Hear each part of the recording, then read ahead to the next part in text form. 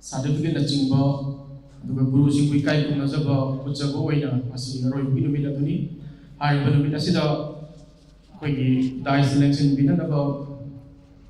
aijaru da hara ono ya bi rakba dignitary sing gi ming tung la thuk sagi koi gi hai ba function asi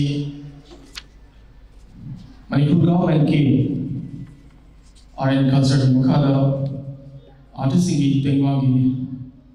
mateng lo na pangthok sabani aiwa asi ki aro function asida aijaru da haro ya bi pa dais ki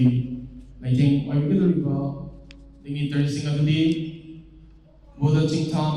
Meta Awardee member board of governors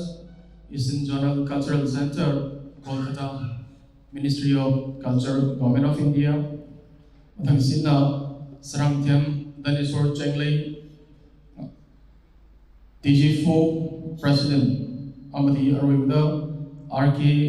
Narjit Singh President Kurai Kala Vidya Bhavat Hariba Kai Kumnazaraba Yoishing Masina Masigi Daista Fambidana Savagi Lighting Wabigani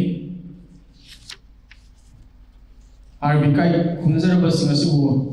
and Mukta Kai Kunazabo, Uchabagi, Tanjama Lominagani, Matum Tarkota,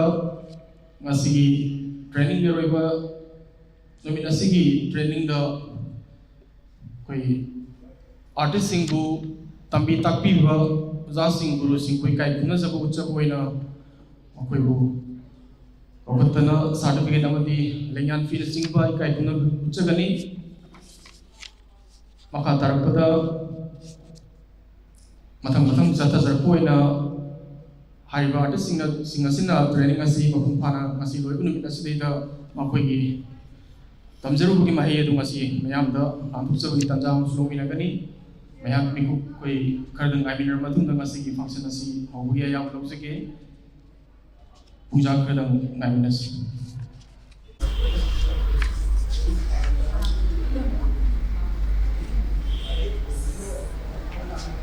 TG phone na pangthok saba min kun mathuni chuk na pangthok saba tawjur ku training ka production masi roi bu bit thar masigi dais da lengship bina na ba option jari ming min panjara da Sri Bodha Chingtham Meta Awardee member Board of Governors EZCC Kolkata Ministry of Culture who dies the election binaba noluksari. Mathung da mingon panjal da Sarangthem Daneswar Chenglei President DG Fokusu dies the election binaba noluksari. Binaba na RK Narjit President Kurai Kala Vidya Bhavan Hariba and Masina dies the election binaba noluksari.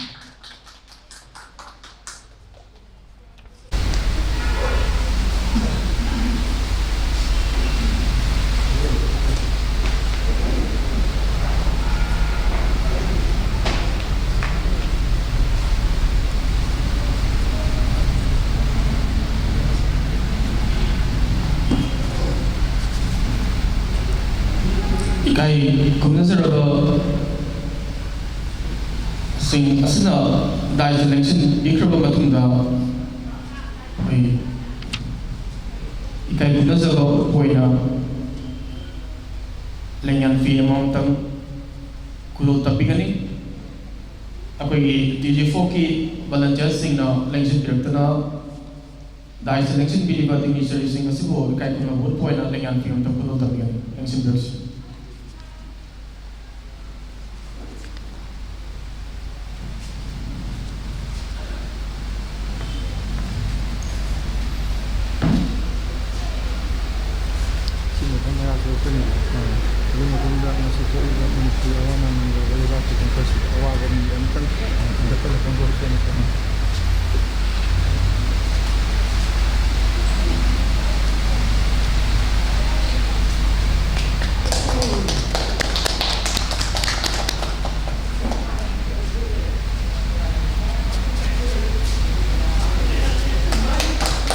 interesting sibo kai kunna jaba jabuna lengan people tamro matungda dice the mention biliba kai kunna jaba interesting loina lona TG4 की secretary lona na maira chukana bagi tanja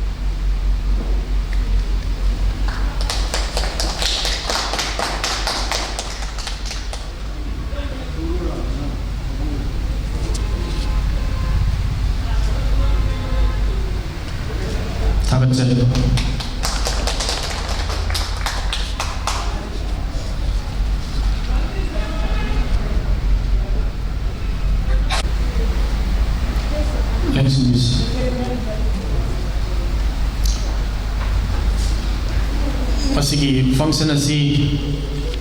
tangai fadana landmark sida tawdaba yadaba ma oibana question jabani adubu aikoina masi sille haidana thogliba matam sigi irang asida aikoi nathai laibagi wafam nachade land thoi thakraba sing awana taraba sing go ikai khuna jaba akoi gidam tawa phongdo poina minute amatang hogot minadana akoi bawa phongdo minasi myam punna naluk chali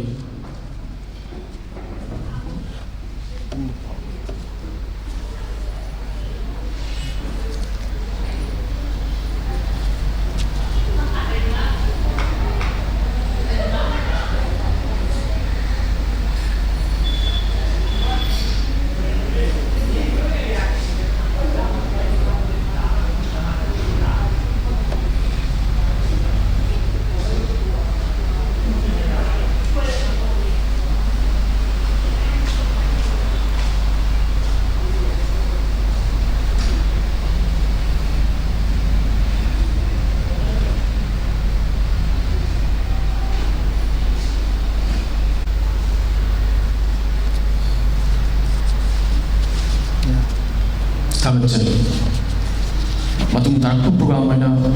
masih arwai function asigi welcome address bibir naga TG4 ki secretary bu da selection din naga alukchari ahal mukada lamdam nasi konbi bai bendo ibudaw ani bu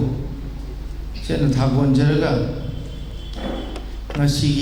mit kumathoni chumna chatrapa Ougri Hangel Chongba training ki losin bagi thorma sida lengbirakliba khwai punumakko kubak sangjok tara lonana aina khurumjari lomchari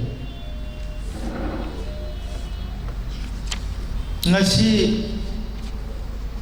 phairel ki tara ga tawni panba nongmaijing numit ingraji chaichat February ki tang 15 sokli singani ga sumna kunmari numit asida Kurai Kala Vidya Bhavan ki cultural hall sida pangthok chariba aikoi training cum production on Ougri Hangel Chongbi aiba program si akoi gi Manipur lenga ki Department of Art and Culture ki makhada Chief Minister gi artist ki tengbang aiba scheme amagi makhada mateng pangjaraga sathajabani taseng badi haiba look Texan Gopal Foundation for Arts and Culture haiba lupsi sagolmang ipalis ki manungchan ba sagolmang dagini haiba lupsi lising amaga samapal maripu ga hundoida ko restar pangjagar ba maripu ni toida likhalaga maripu hundoida restar pangjagi ba lupa mani haiba lupsi lingkhat piramba da chauba thodang lauramba aujojina laigidraba guru Texan Gopal punggi lamda isai sankirtan gi lamda dumba guru mani laibak thiba haigadra laibak koiba masak sakhang ba saknai raba manamathum phangdana masak naiba guru amodi oikide maramaduna ikoina magi mingi mamangda guru haibasi hapchadre adubu tasengbadi माइगई खुराई की अवांग थोंग माइगई तसेंब गुरु होइना मागी संकीर्तन की lambda पुंगी इसाई सकपगी मरमदा संदोंबा अदुंबा हल गुमोनी महाकना तौबिरंबा contribution मागी कनुदु कोई सकंग जबोइना हाइरिबा लुपसी थेंगजु थेंगना मागी ममिंगदा अकोई ममिंग ओंथोकजरगा हाइरिबा loop असि थबक मखा चथजरकबनी अदुना हाइरिबा लुपसिगी अकोई मागी इमुंग मनुंगना लम अमा लौ लौरा पॉइंट चामगुमगी लम अमा कोई कच्चरगा हाइरिबा मफमजिदा हुजुसी ministry of culture government of India की मखादा संथंग लौदरगा कोई संग अमा संगलेल हॉल अमा मसिदा कोई जगोई से तंबम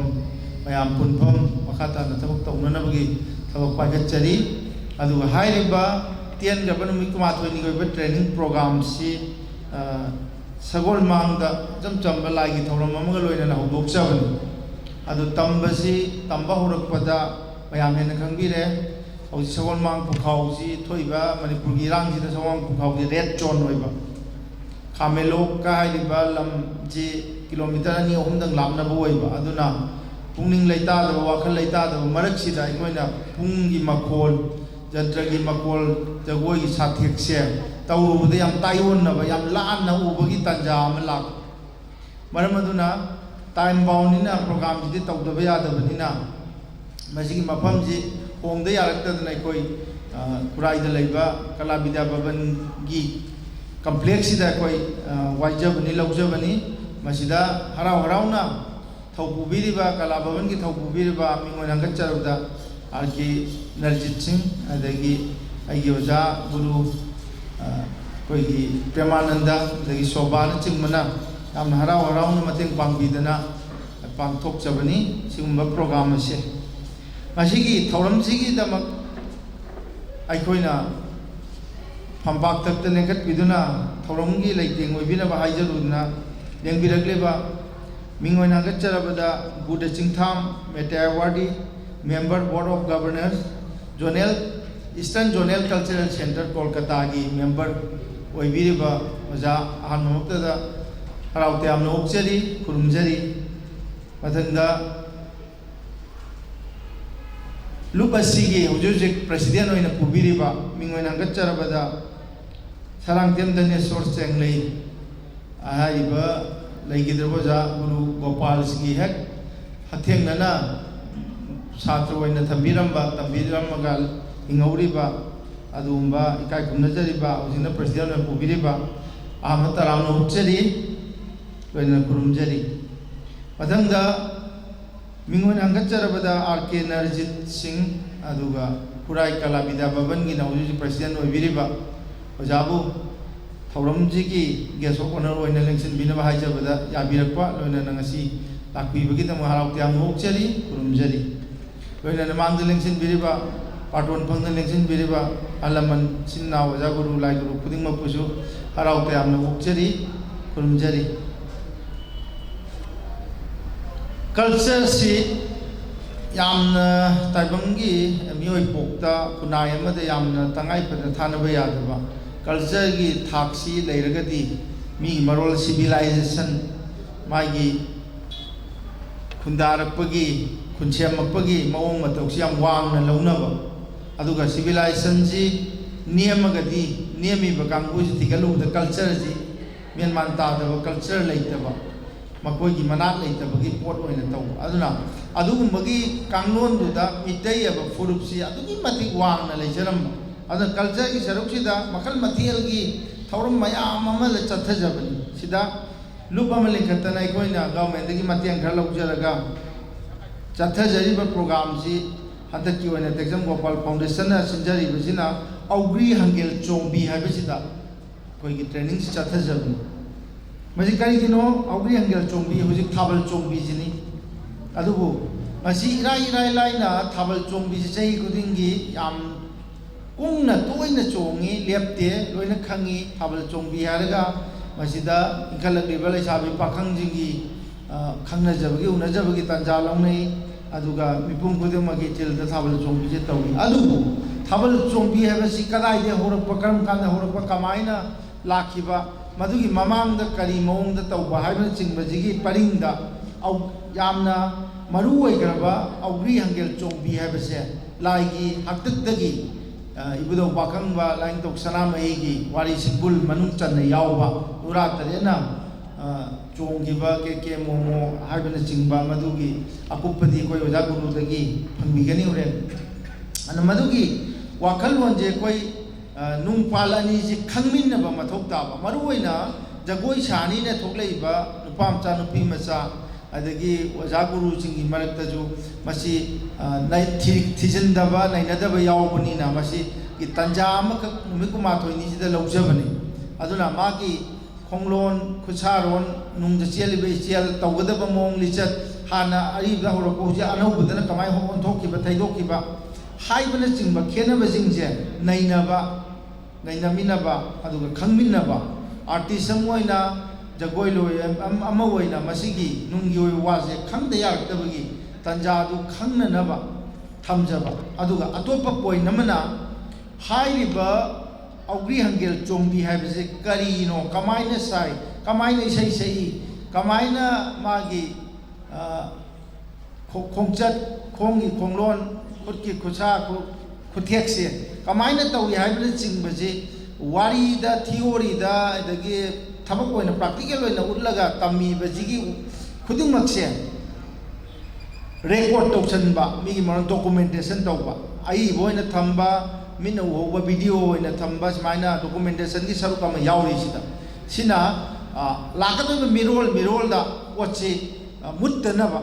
haidi hojik Ougri Hangel dagi ke momo chongamba adagi isai hallaga tawga dolok ama yeiraga pungam khag yeiraga yam chamna chongambadagi hojik modern da laije anauba music ki thin light ki sound ki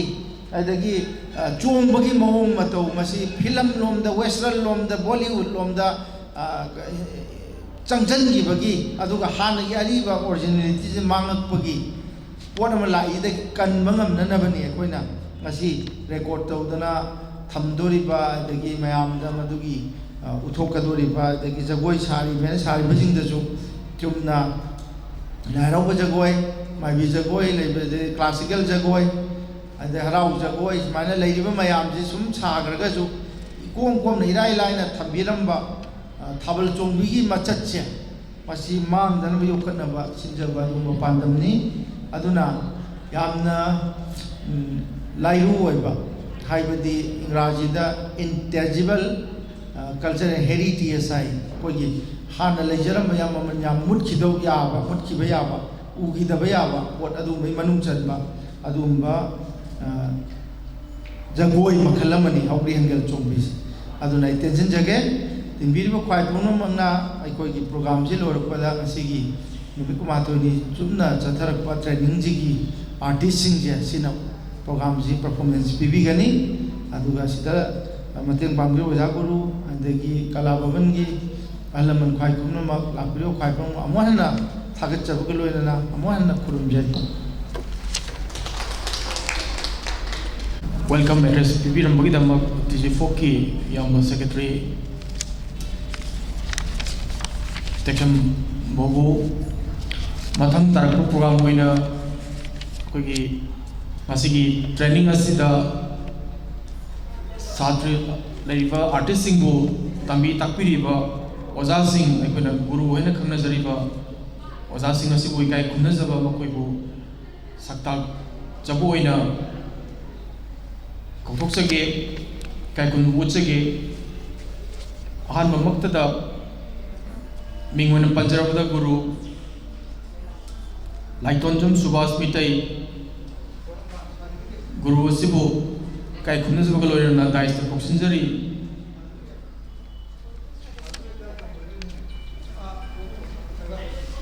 kusin binaba manusari haiba lenyan fi amadi saktaksi asibu kusin binabidamta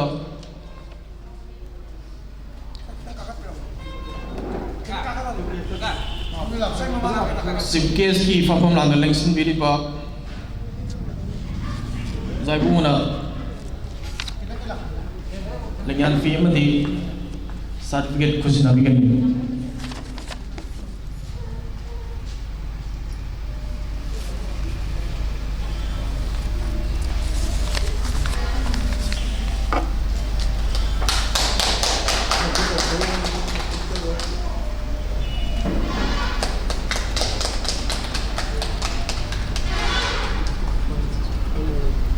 ꯃꯊꯪꯗ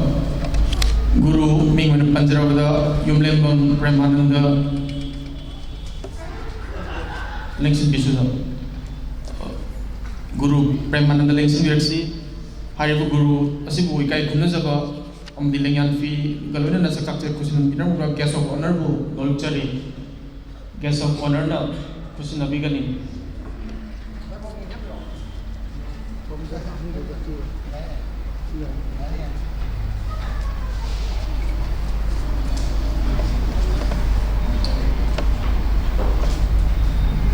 ꯊꯥꯒꯠꯆꯔꯤ ꯒꯨꯔꯨꯁꯤꯡ ꯑꯁꯤꯕꯨ ꯏꯀꯥꯏ ꯈꯨꯝꯅꯖꯕ ꯑꯃꯗꯤ ꯁꯛꯇꯥꯛꯆꯕ ꯂꯣꯏꯖꯔꯕ ꯃꯇꯨꯡꯗ ꯉꯁꯤꯒꯤ ꯒꯨꯔꯨꯁꯤꯡꯒꯤ ꯂꯛꯇꯒꯤ ꯑꯩꯈꯣꯏꯒꯤ ꯒꯨꯔꯨ ꯂꯥꯏꯇꯣꯟꯖꯟ ꯁꯨꯕꯥꯁ ꯃꯤꯇꯩꯅ ꯇꯦꯟꯇꯛꯄ ꯉꯁꯤꯒꯤ training ꯑꯁꯤꯒꯤ ꯃꯔꯝꯗ ꯇꯦꯟꯇꯛꯄ ꯋꯥꯐꯝ ꯈꯔ ꯊꯝꯕꯤꯒꯅꯤ ꯅꯣꯜꯂꯨꯛꯆꯔꯤ ꯑꯣꯖꯥ ꯒꯨꯔꯨ ꯂꯥꯏꯇꯣꯟꯖꯟ ꯁꯨꯕꯥꯁ ꯂꯦꯡꯁꯤꯟꯕꯤꯔꯛꯁꯤ ꯂꯝꯗꯝ ꯑꯁꯤꯕꯨ ꯀꯣꯟꯕꯤꯔꯤꯕ ꯏꯃꯥ ꯂꯥꯏ ꯈꯨꯂꯦꯝꯕꯤ ꯏꯃꯥꯕꯨ ꯅꯣꯛꯂꯨꯛꯆꯔꯤ ꯑꯅꯤꯁꯨꯕꯗ ꯗꯥꯏꯁꯇ ꯂꯦꯡꯖꯤꯟꯕꯤꯔꯤꯕ president chief guest of honour ꯄꯨꯝꯅꯃꯛꯄꯨ ꯁꯨꯞꯆꯤꯟꯖꯔꯒ ꯑꯩꯅ ꯏꯀꯣꯛ ꯅꯣꯟꯖꯔꯤ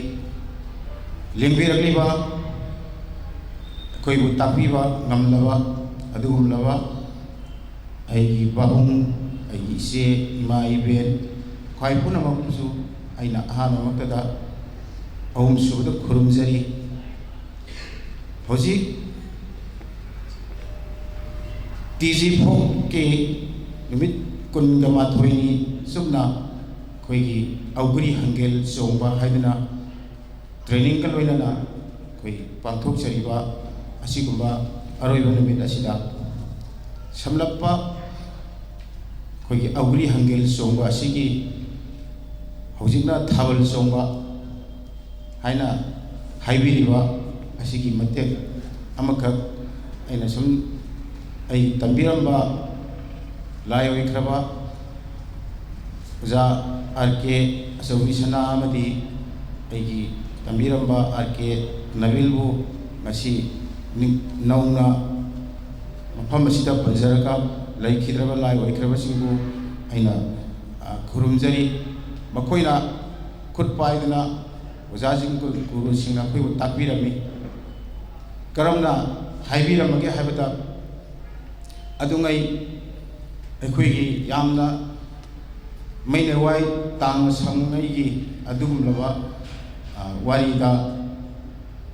ꯑꯇꯤꯀꯣ ꯒꯨꯔꯨ ꯁꯤꯗꯕꯅ ꯑꯇꯤꯌꯥ ꯒꯨꯔु ꯁꯤꯗꯕ ꯍꯥꯏꯇꯥꯔꯦ ꯁꯣꯔꯥꯔꯦꯟ ꯍꯥꯏꯕ ꯇꯥꯔꯦ ꯑꯁꯤꯅ ꯃꯥꯂꯦꯝ ꯑꯁꯤ ꯀꯔꯝꯍꯥꯏꯅ ꯁꯦꯝꯒꯗꯒꯦ ꯀꯃꯥꯏꯅ ꯖꯤꯕ ꯄꯥꯟꯕ ꯄꯨꯊꯣꯛꯑꯒ ꯑꯩꯈꯣꯏ ꯃꯤꯑꯣꯏꯕ ꯍꯥꯏꯕꯁꯤ ꯀꯔꯝꯍꯥꯏꯅ ꯁꯦꯝꯒꯗꯒꯦ ꯍꯥꯏꯅ ꯑꯁꯤꯒꯨꯝꯕꯒꯤ ꯋꯥꯔꯤꯁꯤꯗ ꯂꯥꯏꯅꯧ ꯁꯅꯥꯃꯍꯤꯗ ꯑꯇꯤꯀꯣ ꯒꯨꯔु ꯁꯤꯗꯕꯅ ꯊꯧꯗꯥꯏ ꯀꯔꯝꯍꯥꯏꯅ ꯑꯩꯒꯤ ꯏꯁꯥꯗꯒꯤ ꯄꯨꯊꯣꯛꯆꯔꯤꯕ ꯑꯩꯒꯤ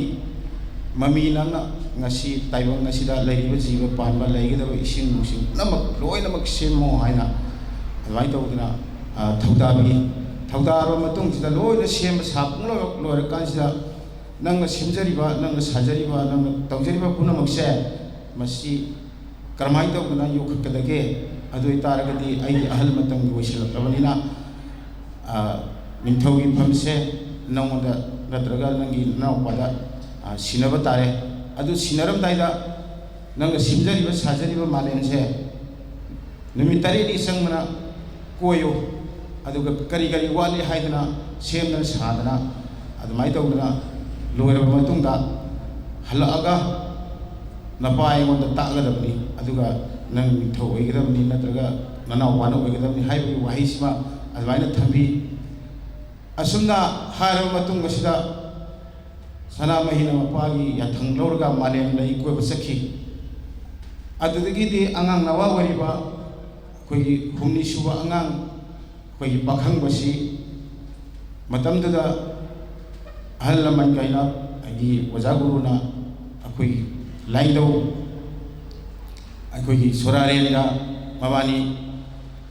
ꯌꯥꯅꯔꯒ ꯃꯕꯥꯅꯤ ꯄꯣꯛꯄꯅꯤ ꯄꯥꯈꯪꯕꯗꯤ ꯑꯗꯨꯒ ꯑꯩꯈꯣꯏꯒꯤ ꯁꯅꯥꯃꯍꯤꯁꯤꯅ ꯑꯩꯈꯣꯏꯒꯤ ꯑꯩꯒꯤ ꯎꯟꯗꯒꯤ ꯑꯩꯒꯤ ꯊꯃꯣꯏꯗꯒꯤ ꯑꯩꯒꯤ ꯋꯥꯈꯜꯗꯒꯤ ꯁꯦꯝꯖꯕꯅꯤ ꯑꯁꯨꯝꯅ ꯁꯣꯔꯥꯔꯦꯟꯒ ꯁꯅꯥꯃꯍꯤꯁꯤꯒꯗꯤ ꯋꯥꯈꯜ ꯑꯃꯈꯛꯇꯅꯤ ꯆꯞ ꯃꯥꯟꯅꯩ ꯃꯕꯥꯅꯤꯒꯤ ꯁꯛꯇꯤꯁꯦ ꯃꯉꯣꯟꯗ ꯁꯤꯟꯅꯖꯕꯒꯤ ꯋꯥꯅꯤ ꯑꯗꯨꯕꯨ ꯉꯁꯥꯏꯒꯤ ꯑꯉꯥꯡ ꯅꯋꯥ ꯑꯣꯏꯕꯅꯤꯅ ꯑꯉꯥꯡ ꯅꯋꯥꯁꯤꯅ ꯑꯩꯁꯤ ꯀꯃꯥꯏꯅ ꯇꯧꯒꯗꯒꯦꯅ ꯃꯥꯅ ꯍꯤꯛ ꯍꯤꯛ ꯂꯥꯎꯗꯅ ꯃꯃꯤꯠꯇꯒꯤ ꯃꯄꯤ ꯇꯥꯅ ꯀꯞꯄꯁꯤ ꯅꯣꯡꯊꯛꯇ ꯂꯩꯕ ꯑꯩꯈꯣꯏꯒꯤ ꯁꯦꯝꯕꯤ ꯁꯥꯕꯤꯔꯤꯕ ꯏꯃꯥ ꯁꯝꯅ ꯍꯥꯏꯔꯕꯗ ꯃꯥꯁꯤ ꯎꯟꯃꯥꯁꯅꯥ ꯁꯤꯡꯖꯔꯣꯏꯕꯤ ꯍꯥꯏꯅ ꯍꯥꯏ ꯎꯟꯃꯥꯁꯅꯥ ꯁꯤꯡꯖꯔꯣꯏꯕꯤꯁꯤ ꯑꯁꯤꯅ ꯎꯕ ꯃꯥꯒꯤ ꯃꯤꯠꯇ ꯎꯕ ꯍꯥꯏꯇꯥꯔꯦ ꯑꯗꯨ ꯎꯕꯗꯤ ꯀꯔꯤꯒꯤꯅꯣ ꯃꯥꯅ ꯀꯞꯄꯤꯁꯦꯅ ꯍꯪꯒꯦꯅ ꯀꯨꯝꯊꯔꯛꯄꯗ ꯄꯂꯦꯝ ꯑꯩꯗꯤ ꯑꯉꯥꯡ ꯅꯋꯥ ꯑꯣꯏꯕꯅꯤꯅ ꯑꯩ ꯀꯣꯏꯅ ꯆꯠꯄꯗꯤ ꯉꯝꯖꯔꯣꯏ ꯑꯩ ꯀꯔꯝꯍꯥꯏꯅ ꯇꯧꯗꯅ ꯃꯥꯂꯦꯝ ꯑꯁꯤ ꯀꯣꯏꯒꯗꯒꯦ ꯍꯥꯏꯗꯅ ꯃꯃꯥꯗ ꯍꯪꯖꯔꯛꯑꯝꯃꯤ ꯑꯗꯨ ꯂꯥꯏ ꯍꯥꯏꯕꯁꯤꯁꯨ ꯃꯤ ꯍꯥꯏꯕꯁꯤꯁꯨ ꯍꯥꯏꯗꯤ ꯀꯅꯥꯒꯨꯝꯕꯅ ꯈꯪꯅꯤꯡꯕ ꯇꯥꯔꯒꯗꯤ ꯍꯪꯗ꯭ꯔꯒꯗꯤ ꯃꯃꯥ ꯑꯣꯏꯔꯁꯨ ꯃꯄꯥ ꯑꯣꯏꯔꯁꯨ ꯍꯦꯛꯇ ꯑꯁꯨꯝ ꯇꯥꯛꯇꯦ ꯍꯥꯏꯕ ꯑꯗꯨꯅ ꯑꯍꯜ ꯂꯃꯟ ꯑꯣꯏꯔꯒꯁꯨ ꯉꯁꯥꯏ ꯑꯩꯅ ꯈꯪꯅꯤꯡꯕꯁꯦ ꯄꯥꯕꯨꯡ ꯁꯨꯃꯥꯏꯅ ꯇꯧꯗꯅ ꯑꯩ ꯁꯤ ꯈꯪꯗ꯭ꯔꯦ ꯑꯃꯨꯛꯇ ꯍꯥꯏꯕꯤꯌꯨ ꯃꯔꯝ ꯑꯃꯈꯛ ꯑꯩꯈꯣꯏꯅ ꯍꯪꯕ ꯃꯇꯝꯗ ꯄꯂꯦ ꯃꯃꯥꯗꯨꯅ ꯍꯪꯉꯛꯑꯕꯅꯤꯅ ꯃꯥꯅ ꯍꯥꯏꯔꯣꯏꯅ ꯈꯟꯕ ꯋꯥꯍꯩꯗꯣ ꯍꯪꯉꯛꯑꯕꯅꯤꯅ ꯄꯂꯦ ꯃꯃꯥꯗꯨꯅ ꯍꯥꯏꯗꯣꯛꯄꯤꯈ꯭ꯔꯦꯕ ꯅꯪꯒꯤ ꯅꯌꯥꯝꯕꯅ ꯃꯥꯂꯦꯝ ꯀꯣꯏꯕ ꯆꯠꯈꯤꯕꯗꯣ ꯍꯧꯖꯤꯛ ꯍꯧꯖꯤꯛ ꯑꯩꯒꯤ ꯐꯪꯒꯣꯝ ꯑꯁꯦ ꯃꯁꯤ ꯃꯥꯂꯦꯝ ꯀꯣꯏꯈꯤꯕ ꯃꯥꯂꯦꯝꯗꯨꯒ ꯆꯞ ꯃꯥꯟꯅꯩ ꯅꯪ ꯃꯥꯂꯦꯝꯁꯦ ꯇꯔꯦꯠꯔꯛ ꯀꯣꯏꯔꯒ ꯅꯤꯡꯊꯧ ꯑꯣꯏꯕ ꯃꯇꯝꯗ ꯆꯞ ꯃꯥꯟꯅꯩ ꯑꯣꯏꯕ ꯌꯥꯏ ꯁꯤꯅꯦ ꯍꯥꯏꯕ ꯑꯗꯨꯒꯤ ꯋꯥꯍꯩꯗꯣ ꯃꯃꯥꯗꯒꯤ ꯇꯥꯔꯕꯅꯤꯅ ꯄꯥꯈꯪꯕꯁꯤꯅ ꯑꯗꯨꯃꯥꯏꯅ ꯇꯧꯗꯅ ꯃꯥꯂꯦꯝꯁꯤ ꯀꯣꯏꯈꯤ ꯀꯣꯏꯔꯒ ꯃꯄꯥꯗ ꯈꯣꯏꯔꯝꯃꯒ ꯃꯃꯥꯗ ꯈꯣꯏꯔꯝꯃꯒ ꯅꯤꯡꯊꯧꯁꯤ ꯃꯥꯅ ꯑꯣꯏꯗꯅ ꯃꯌꯥꯝꯕꯁꯤꯅ ꯍꯜꯂꯛꯇ꯭ꯔꯤꯉꯩꯁꯤꯗ ꯑꯗꯨꯃꯥꯏꯅ ꯇꯧꯗꯅ ꯂꯩꯔꯝꯃꯤ ꯑꯗꯨ ꯃꯥꯂꯦꯝꯁꯤ ꯀꯣꯏꯕ ꯍꯜꯂꯛꯑ ꯃꯇꯨꯡꯁꯤꯗ ꯃꯌꯥꯝꯕꯁꯤꯅ ꯄꯟꯊꯧ ꯏꯄꯥ ꯏꯕꯨꯡꯉꯣ ꯑꯩ ꯅꯆꯥ ꯍꯟꯖꯔꯛꯑꯦ ꯍꯥꯏꯅ ꯈꯨꯔꯨꯝꯕ ꯃꯇꯝꯗ ꯏꯌꯥꯝꯕ ꯑꯩ ꯅꯪꯒꯤ ꯅꯔꯦꯝ ꯈꯥꯡꯅꯤꯅ ꯍꯥꯏꯔꯛꯄꯗ ꯀꯔꯤꯒꯤ ꯅꯪꯅ ꯁꯤꯗ ꯅꯤꯡꯊꯧ ꯑꯣꯏꯔꯝꯕꯅꯣ ꯍꯥꯏꯗꯅ ꯃꯥꯅ ꯁꯥꯎꯋꯤ ꯑꯗꯨꯗꯤ ꯅꯪꯅ ꯅꯤꯡꯊꯧ ꯑꯣꯏꯔꯝꯕꯁꯤ ꯃꯁꯤ ꯇꯥꯛꯄꯤꯕ ꯑꯃ ꯌꯥꯎꯔꯝꯒꯅꯤ ꯁꯣꯏꯗꯅ ꯇꯥꯡꯒꯅꯤ ꯂꯥꯏ ꯑꯣꯏꯔꯁꯨ ꯃꯤ ꯑꯣꯏꯔꯁꯨ ꯅꯨꯄꯤ ꯑꯣꯏꯔꯦ ꯑꯩꯒꯤ ꯅꯨꯄꯤ ꯑꯣꯏꯒꯅꯤ ꯑꯩꯒꯤ ꯂꯩꯃꯁꯤꯡꯗ ꯆꯟꯒꯅꯤ ꯅꯨꯄꯥ ꯑꯣꯏꯔꯦ ꯑꯩꯒꯤ ꯇꯦꯡꯊꯦꯡ ꯆꯋꯥꯏꯅꯒꯅꯤ ꯑꯩ ꯍꯥꯠꯀꯅꯤꯅ ꯃꯥꯅ ꯋꯥꯁꯛꯑꯦꯕ ꯑꯗꯨꯃꯥꯏꯅ ꯇꯧꯗꯅ ꯑꯩꯒꯤ ꯏꯔꯦꯝꯈꯥꯡ ꯅꯪꯅ ꯑꯩ ꯁꯦꯝꯖꯔꯤꯕ ꯃꯥꯂꯦꯝꯁꯤꯕꯨ ꯅꯪꯅ ꯅꯌꯥꯝꯕꯗꯁꯨ ꯁꯨꯡꯍꯥꯏ ꯍꯥꯏꯗꯅ ꯅꯪ ꯑꯗꯨꯃꯥꯏꯅ ꯇꯧꯔꯗꯤꯅ ꯑꯩꯅ ꯃꯥꯂꯦꯝꯁꯤ ꯊꯨꯒꯥꯏꯔꯒꯦꯅ ꯈꯥ ꯊꯪꯕꯗꯒꯤ ꯂꯦꯞꯄꯒ ꯑꯋꯥꯡ ꯃꯃꯥꯏꯁꯦ ꯑꯣꯜꯂꯒ ꯆꯤꯡꯊꯩ ꯑꯗꯣ ꯑꯗꯨꯃꯥꯏꯅ ꯆꯤꯡꯊꯕꯗꯨꯗ ꯈꯥꯗ ꯆꯦꯞꯊꯩ ꯑꯋꯥꯡꯅ ꯋꯥꯡꯉꯤ ꯑꯗꯨꯃꯥꯏꯅ ꯇꯥꯛꯄꯤ ꯑꯍꯜ ꯂꯃꯟꯒꯩꯅ ꯑꯣꯖꯥ ꯒꯨꯔꯨꯁꯤꯡꯅ ꯑꯗꯨꯗꯒꯤꯗꯤ ꯁꯣꯔꯥꯔꯦꯟꯁꯤꯅ ꯇꯧꯔꯤꯕ ꯃꯑꯣꯡꯁꯤ ꯌꯥꯔꯔꯣꯏ ꯃꯥꯅ ꯈꯟꯈ꯭ꯔꯒꯗꯤ ꯑꯩꯃꯛꯅꯤ ꯃꯥꯗꯤ ꯑꯗꯨꯅ ꯃꯁꯤ ꯊꯦꯝꯗꯕ ꯌꯥꯗ꯭ꯔꯦ ꯍꯥꯏꯗꯨꯅ ꯃꯥꯅ ꯄꯣꯛꯆꯕ ꯈꯣꯡꯖꯣꯝ ꯅꯨꯄꯤ ꯇꯔꯦꯠꯅ ꯂꯩ ꯃꯆꯥꯅꯨꯄꯤ ꯇꯔꯦꯠꯁꯦ ꯃꯥꯅ ꯄꯨꯊꯔꯛꯑꯒ ꯂꯥꯎꯅ ꯅꯪꯒꯤ ꯌꯥꯗ꯭ꯔꯦ ꯅꯪꯒꯤ ꯅꯅꯥꯎ ꯅꯨꯄꯥ ꯑꯇꯣꯝꯕꯁꯦ ꯁꯣꯏꯗꯅ ꯁꯤꯕ ꯇꯥꯔꯦ ꯑꯗꯨꯅ ꯂꯩꯔꯝꯃꯤ ꯅꯈꯣꯏ ꯇꯔꯦꯠꯅꯅꯦ ꯆꯠꯂꯨ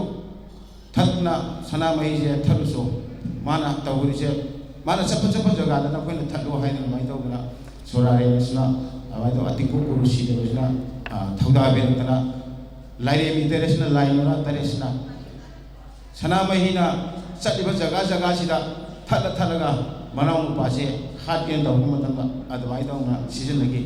ꯃꯌꯥꯝꯕꯁꯤꯅ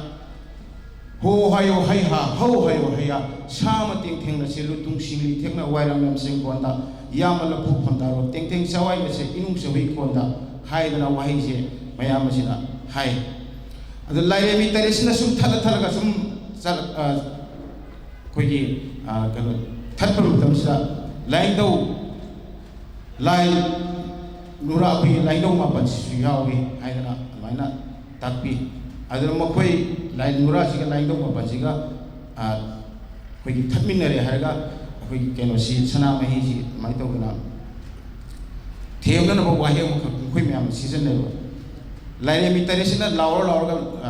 ꯂꯥꯏꯅꯤꯡꯊꯧꯁꯤꯅ ꯂꯥꯎꯔꯒ ꯆꯠꯂꯦꯕ ꯃꯃꯥꯡꯗ ꯀꯔꯤ ꯍꯥꯏꯅ ꯀ꯭ꯔꯦꯀꯦ ꯃꯣꯃꯣ ꯌꯥꯡꯒꯦ ꯁꯤꯝꯕ ꯁꯦꯜ ꯇꯣꯛꯄ ꯀꯥꯝꯕ ꯀꯩ ꯌꯦꯡꯒ ꯌꯦꯡꯈꯣꯡ ꯐꯠꯇꯦ ꯆꯥꯁꯤꯜꯂꯨ ꯂꯥꯏ ꯌꯦꯡꯉꯤ ꯆꯥꯐꯠꯇꯦ ꯁꯟꯗ꯭ꯔꯣꯕꯤꯅ ꯁꯟꯗ꯭ꯔꯣ ꯐꯥꯏ ꯋꯥꯏꯅꯧꯁꯦ ꯆꯔꯠ ꯇꯝꯃꯦ ꯋꯥꯏꯅꯧꯁꯦ ꯍꯥꯏꯕ ꯋꯥꯍꯩꯁꯦ ꯃꯁꯤ ꯁꯤꯖꯤꯟꯅꯔꯒ ꯂꯩꯗꯧ ꯀꯩꯅꯣꯁꯤꯗ ꯑꯩꯈꯣꯏꯒꯤ ꯁꯅꯥꯃꯍꯤꯁꯤꯕꯨ ꯊꯠꯄꯤꯌꯨ ꯑꯗꯨ ꯃꯥꯒꯤ ꯋꯥꯍꯩꯁꯤ ꯍꯥꯏꯔꯛꯄ ꯃꯇꯝꯁꯤꯗ ꯁꯅꯥꯃꯍꯤꯁꯤꯅ ꯑꯗꯨꯒꯤ ꯋꯥꯍꯩꯗꯣ ꯍꯥꯏꯔꯛꯄ ꯃꯇꯝꯗ ꯃꯥꯁꯤ ꯋꯥꯈꯜꯁꯤ ꯑꯩꯈꯣꯏ ꯈꯪꯐꯥ ꯐꯥꯊꯔꯒ ꯑꯣ ꯑꯩꯒꯤ ꯏꯔꯦꯝꯈꯥꯡꯅꯤꯀꯣ ꯃꯁꯤ ꯈꯪꯗꯗꯅ ꯍꯪꯖꯕꯅꯤꯀꯣ ꯍꯥꯏꯕꯒꯤ ꯋꯥꯈꯜꯁꯤ ꯈꯜꯂꯛꯑꯀꯥꯟꯗ ꯃꯥꯅ ꯑꯗꯨꯒꯤ ꯃꯌꯥꯝ ꯃꯅꯥꯎ ꯅꯨꯄꯥꯁꯤ ꯍꯥꯠꯀꯦꯅ ꯈꯜꯂꯤꯕ ꯋꯥꯈꯜꯁꯦ ꯃꯁꯤ ꯇꯣꯛꯈꯤꯕ ꯑꯗꯨꯗ ꯃꯈꯣꯏ ꯃꯌꯥꯝꯁꯦ ꯈꯨꯠꯁꯤ ꯁꯝꯅꯔꯦ ꯍꯥꯏꯔꯒ ꯃꯌꯥꯝ ꯃꯅꯥꯎ ꯅꯨꯄꯥꯁꯤ ꯃꯌꯥꯝꯁꯦ ꯊꯠꯄ ꯃꯇꯝꯁꯤꯗ ꯃꯁꯤꯒꯤ ꯋꯥꯍꯩꯁꯦ ꯑꯩꯈꯣꯏꯒꯤ ꯃꯥꯒꯤ ꯈꯣꯡꯂꯣꯟ ꯍꯥꯏꯕ ꯑꯃ ꯂꯩ ꯑꯩꯈꯣꯏꯒꯤ ꯅꯥꯔꯤꯟ ꯈꯣꯡꯆꯠꯂꯅ ꯑꯩꯈꯣꯏ ꯁꯨꯃꯥꯏꯅ ꯆꯠꯄ ꯑꯃ ꯂꯩ ꯁꯨꯃꯥꯏꯅ ꯇꯧꯔꯒ ꯍꯥꯏꯗꯤ ꯍꯧꯖꯤꯛ ꯈꯣꯡꯒ ꯊꯥꯡꯒꯠꯅ ꯆꯣꯡꯉꯤꯁꯤꯗꯤ ꯏꯅꯧ ꯅꯧꯕ ꯍꯥꯞꯆꯤꯜꯂꯒ ꯑꯩꯈꯣꯏꯒꯤ ꯃꯇꯝꯗꯨꯗ ꯇꯧꯔꯝꯕ ꯊꯕꯛꯁꯤꯡꯗꯣ ꯍꯧꯖꯤꯛ ꯆꯥꯎꯈꯠꯂꯛꯄꯒꯤ ꯃꯇꯨꯡ ꯏꯟꯅ ꯈꯔ ꯁꯨꯝ ꯁꯦꯝꯗꯣꯛꯑꯒ ꯆꯣꯡꯕ ꯍꯥꯏꯇꯥꯔꯦꯅꯦ ꯑꯗꯣ ꯑꯗꯨꯃꯥꯏꯅ ꯇꯧꯗꯅ ꯑꯣꯖꯥ ꯒꯨꯔꯨꯁꯤꯡꯅ ꯇꯥꯛꯄꯤꯔꯝꯃꯤ ꯑꯗꯒꯤꯗꯤ ꯃꯅꯥꯎꯅꯨꯄꯥꯁꯤꯅ ꯅꯤꯡꯊꯧ ꯅꯪꯅ ꯌꯥꯗ꯭ꯔꯕꯅꯤꯅ ꯃꯤꯒꯤ ꯅꯤꯡꯊꯧ ꯑꯣꯏꯔꯣ ꯑꯩꯒꯤ ꯃꯌꯥꯝ ꯑꯁꯤꯅ ꯂꯥꯏ ꯄꯨꯝꯅꯃꯛꯀꯤ ꯅꯤꯡꯊꯧꯁꯤ ꯅꯪꯅ ꯑꯣꯏꯔꯣ ꯍꯥꯏꯗꯅ ꯃꯄꯥꯁꯤꯅ ꯑꯇꯤꯡꯕ ꯒꯨꯔꯨ ꯁꯤꯗꯕꯁꯤꯅ ꯁꯤꯟꯅꯕꯤꯔꯦ ꯁꯤꯟꯕꯤꯕꯗꯒꯤꯗꯤ ꯇꯥꯏꯕꯪ ꯃꯤꯑꯣꯏꯕ ꯍꯥꯏꯁꯤꯅ ꯍꯦꯛ ꯆꯠꯂꯝꯗꯥꯏꯗ ꯅꯪꯕꯨ ꯅꯤꯡꯉꯒ ꯂꯩꯅꯧꯁꯨ ꯅꯥꯃꯩꯅ ꯈꯨꯔꯨꯝꯃꯒ ꯆꯠꯄ ꯑꯣꯏꯕ ꯑꯗꯨꯒ ꯄꯥꯈꯪꯕ ꯅꯪꯅꯅꯦ ꯅꯄꯥ ꯅꯄꯨꯕꯨ ꯈꯪꯉꯤ ꯅꯪꯅ ꯈꯪꯗꯅ ꯍꯪꯉꯤ ꯍꯥꯏꯗꯅꯕꯨ ꯉꯁꯤ ꯄꯥꯈꯪꯕ ꯑꯣꯏꯅ ꯊꯣꯛꯂꯕꯅꯤ ꯑꯗꯨꯅ ꯅꯪ ꯍꯌꯦꯡ ꯅꯪꯒꯤ ꯊꯕꯛꯇꯤ ꯀꯅꯥꯒꯨꯝꯕꯅ ꯅꯥꯔꯕ ꯃꯇꯝꯗ ꯑꯩꯈꯣꯏꯒꯤ ꯌꯥꯡꯀꯣꯛꯇ ꯍꯥꯞꯄꯒ ꯀꯕꯣꯛ ꯅꯥꯆꯟ 8 ꯑꯗꯒꯤ ꯂꯣꯡꯃꯥꯏꯗꯅꯠꯇ ꯌꯣꯟꯕ ꯑꯗꯨꯒꯨꯝꯕ ꯈꯔ ꯑꯩꯈꯣꯏꯒꯤ ꯂꯪꯗ꯭ꯔꯩ ꯁꯤꯒꯨꯝꯕꯁꯦ ꯆꯥꯔꯒ ꯅꯪꯅ ꯇꯥꯏꯕꯪ ꯃꯤꯑꯣꯏꯕꯒꯤ ꯁꯦꯕꯥꯁꯦ ꯅꯪꯅ ꯐꯪꯕ ꯑꯣꯏꯌꯨ ꯀꯥꯏꯅ ꯑꯗꯨꯃꯥꯏꯅ ꯇꯧꯗꯅ ꯁꯨꯃꯥꯏꯅ ꯇꯧꯗꯅ ꯄꯤꯕꯤꯔꯝꯕꯒꯤ ꯑꯍꯜ ꯂꯃꯟꯅ ꯇꯥꯛꯄꯤꯔꯝꯕꯒꯤ ꯋꯥꯍꯩ ꯑꯃꯈꯛ ꯑꯗꯨꯃꯥꯏꯅ ꯁꯤꯖꯤꯟꯅꯔꯝꯃꯤ ꯑꯗꯨꯒ ꯉꯁꯥꯏꯒꯤ ꯅꯪꯅ ꯅꯨꯄꯤ ꯑꯣꯏꯔꯦ ꯑꯩꯒꯤ ꯂꯩ ꯃꯁꯤꯡꯗ ꯆꯟꯒꯅꯤ ꯅꯨꯄꯥ ꯑꯣꯏꯔꯦ ꯇꯦꯡꯊꯦꯡ ꯆꯋꯥꯏꯅꯒꯅꯤ ꯑꯗꯨꯃꯥꯏꯅ ꯍꯥꯏꯕꯤꯈꯤꯕꯒꯤ ꯅꯪꯅ ꯍꯥꯏꯈꯤꯕ ꯋꯥꯍꯩꯁꯤꯡꯗꯨꯗꯤ ꯃꯥꯂꯦꯝ ꯊꯛꯇꯁꯨ ꯀꯥꯞꯐꯗꯦ ꯀꯣꯔꯧꯅꯨꯡꯗꯁꯨ ꯇꯥꯐꯗꯦ ꯃꯥꯂꯦꯝꯗꯁꯨ ꯇꯥꯐꯗꯦ ꯍꯥꯏꯗꯅ ꯍꯥꯏꯈꯤꯕ ꯋꯥꯍꯩꯗꯨꯗꯤ ꯅꯪꯅ ꯁꯣꯏꯕ ꯌꯥꯗꯕꯅꯤꯅ ꯍꯥꯏꯗꯅ ꯃꯥꯒꯤ ꯎꯟꯗꯒꯤ ꯄꯨꯊꯣꯛꯈꯤꯕ ꯁꯣꯔꯥꯔꯦꯟ ꯄꯨꯊꯣꯛꯈꯤꯕ ꯉꯁꯥꯏꯒꯤ ꯎꯟꯃꯥ ꯁꯅꯥ ꯁꯤꯡꯖꯔꯣꯏꯕꯤ ꯍꯥꯏꯁꯦ ꯎꯟꯗꯒꯤ ꯄꯨꯊꯣꯛꯑꯦ ꯍꯥꯏꯗꯅ ꯎꯟꯏꯃꯥ ꯁꯅꯥ ꯁꯤꯡꯖꯔꯣꯏꯕꯤ ꯍꯥꯏꯗꯅ ꯑꯗꯨꯃꯥꯏꯅ ꯊꯣꯜꯂꯤ ꯑꯗꯨꯒ ꯉꯁꯥꯏꯒꯤ ꯁꯅꯥꯃꯍꯤꯁꯤꯒ ꯁꯤꯡꯖꯔꯣꯏꯕꯤꯁꯤꯒ ꯃꯕꯥꯅꯤ ꯌꯨꯝꯕꯥꯟꯅꯕꯒꯤ ꯀꯩꯅꯣꯁꯤꯗ ꯑꯗꯨꯒꯤ ꯆꯣꯡꯈꯤꯕꯒꯤ ꯊꯥꯕꯜꯗꯣ ꯑꯗꯨꯒ ꯆꯞ ꯃꯥꯟꯅꯅ ꯑꯃꯨꯛ ꯁꯅꯥꯃꯍꯤꯒ ꯎꯃꯥ ꯁꯅꯥ ꯁꯤꯡꯖꯔꯣꯏꯕꯤꯁꯤꯒ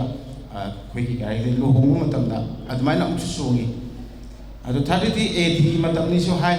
ꯍꯧꯖꯤꯛꯀꯤ ꯃꯇꯝꯗ ꯑꯗꯨꯕꯨ ꯑꯣꯖꯥ ꯒꯨꯔꯨꯁꯤꯡꯅ ꯑꯩꯈꯣꯏꯅ ꯇꯝꯕꯤꯕ ꯇꯥꯛꯄꯤꯔꯛꯄꯗꯗꯤ ꯑꯩꯈꯣই ꯁꯨꯝ ꯌꯥꯝꯅ ꯈꯪꯖꯍꯧꯕꯗꯤ ꯅꯠꯇꯦ ꯂꯥꯏꯔꯤꯛꯁꯨ ꯈꯔ ꯁꯨꯝ ꯄꯥꯖꯔꯒ ꯁꯨꯝ ꯇꯧꯖꯕꯅꯤ ꯑꯗꯨꯅ ꯑꯩꯅ ꯍꯥꯏꯖꯔꯤꯕꯁꯤꯗ ꯂꯥꯟꯈꯤꯕ ꯈꯣꯠꯈꯤꯕ ꯌꯥꯎꯔꯒꯗꯤ ꯇꯤꯟꯕꯤꯔꯤꯕ ꯑꯩꯕꯨ ꯇꯥꯛꯄꯤꯕ ꯉꯝꯕ ꯑꯣꯖꯥ ꯒꯨꯔꯨ ꯏꯃꯥ ꯏꯕꯦꯟ ꯈ꯭ꯋꯥꯏ ꯄꯨꯝꯅꯃꯛꯅ ꯉꯁꯤ ꯑꯩꯅ ꯈꯔ ꯍꯥꯏꯖꯔꯤꯕꯁꯤ ꯌꯥꯝꯅ ꯂꯩꯈ꯭ꯔꯦ ꯑꯗꯨꯕꯨ ꯃꯇꯝꯁꯤꯅ ꯐꯠꯇꯕꯅꯤꯅ ꯑꯩꯈꯣꯏꯅ ꯁꯨꯃꯥꯏꯅ ꯇꯧꯅ ꯂꯥꯎꯠ ꯁ꯭ꯄꯤꯀꯔꯒ ꯁꯤꯖꯤꯟꯅꯗꯅ ꯇꯧꯕꯁꯦ ꯑꯁꯤ ꯍꯧꯖꯤꯛ ꯁꯣꯝꯁꯨ ꯏꯔꯥꯡ ꯌꯥꯝ ꯂꯩꯅꯕꯅꯤꯅ ꯃꯅꯤꯄꯨꯔꯒꯤ ꯑꯁꯤꯒꯨꯝꯕ ꯂꯩꯕ ꯃꯔꯛꯁꯤꯗ ꯑꯩꯅ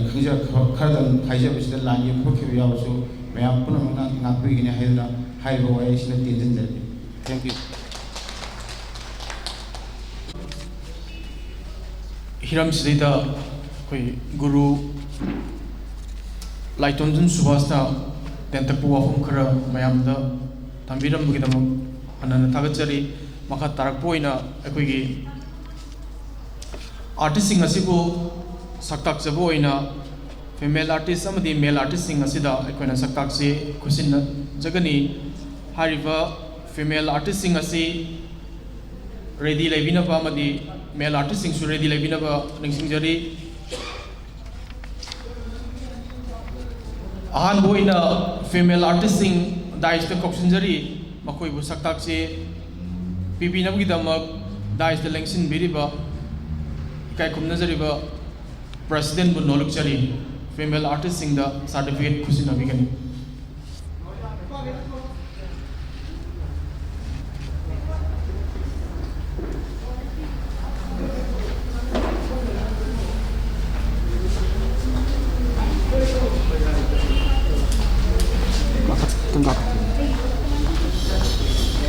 लेंसिन बिरसी फीमेल आर्टिस्ट सिंग सर्टिफिकेट लौबिरनबा दाइस द कोक्सिनजरी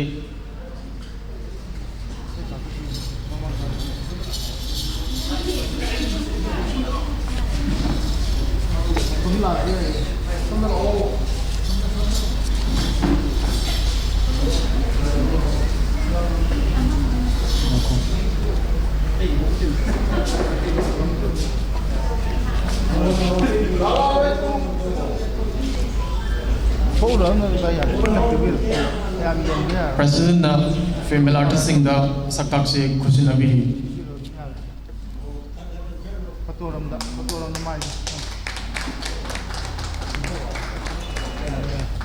Thagachari mathang da male artist sing koksinjari certificate sing asibu khusin nabigi damak da dai selection video chief guest nolokchari male artist sing da saktak se sing asi khusin nabigani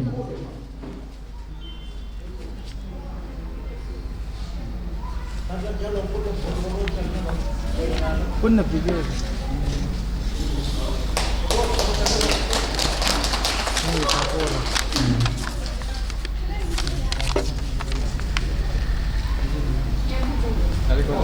Thagachari mathang tarpa program oina dai selection video ikai khumnajari ba guest of honor being when a Panjarabada R.K. Narjit Singh, President Kurai Kalavidya Bhavana, Masigi Aroiva Numinki function Asida, Wafam Kurdan Thambigani, Noluxan. Maktara in Mediva Kudimapo Kai from the Woodseri.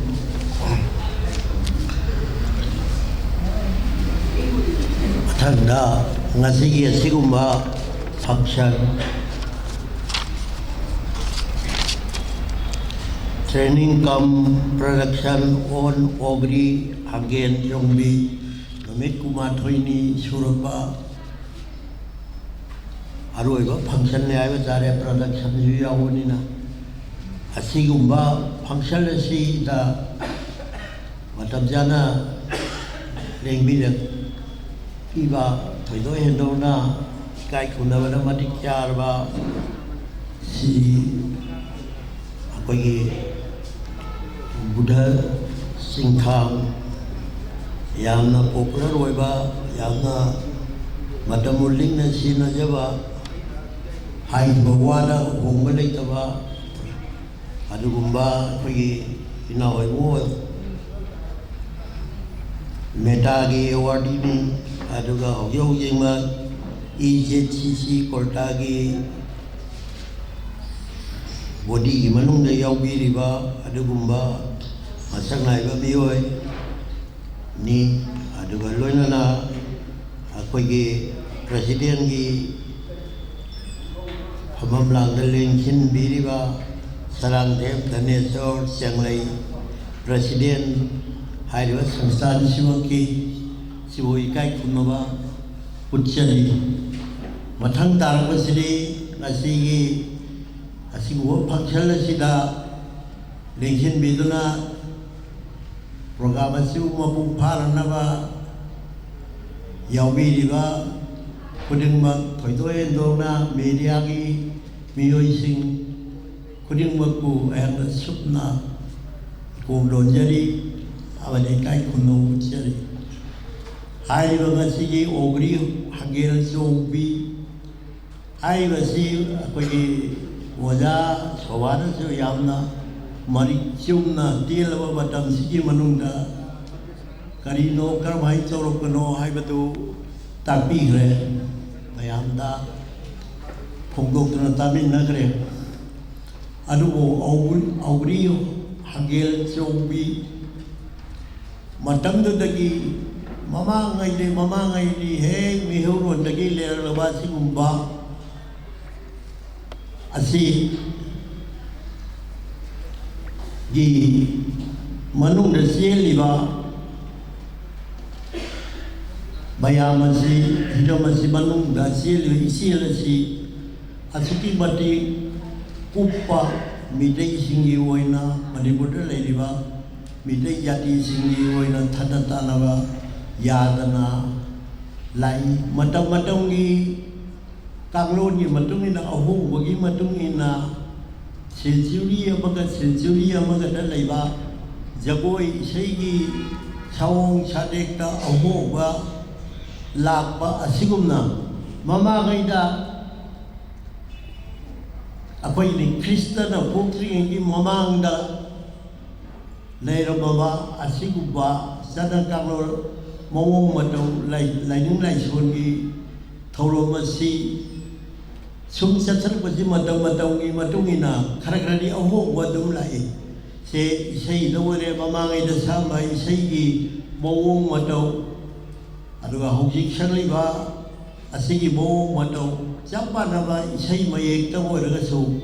laison tinsuk da oiraga su khena se sumlai se